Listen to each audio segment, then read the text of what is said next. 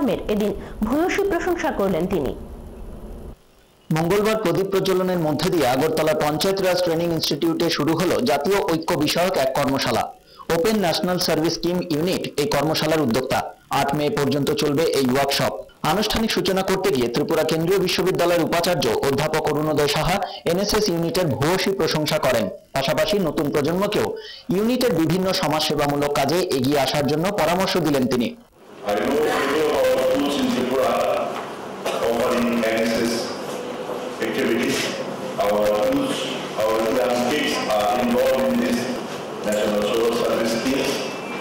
They are engaged in social activities.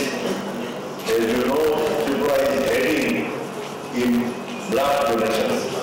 Our Chief Minister is one of the supporting figures behind this movement. The blood donation is not now a program, it is a movement in Tripura. অন্যান্যদের মধ্যে উপস্থিত ছিলেন ত্রিপুরা রাজ্য সৈনিক বোর্ডের সম্পাদক commander Liaquat Ali সহ NSS ইউনিটের দেশের বিভিন্ন প্রান্ত থেকে আসা প্রতিনিধিরা। এনএসএস এর পক্ষ থেকে অধ্যাপক অরুণোদয় সাহা রাজ্য সৈনিক বোর্ডের সম্পাদক কমান্ডার লিয়াকত আলীর হাতে 97,666 টাকার চেক তুলে দেন। চুনিলাল দেবের রিপোর্ট, সৃষ্টি ত্রিপুরা। ফিরে আসছি বিরতির পর, সঙ্গে থাকুন।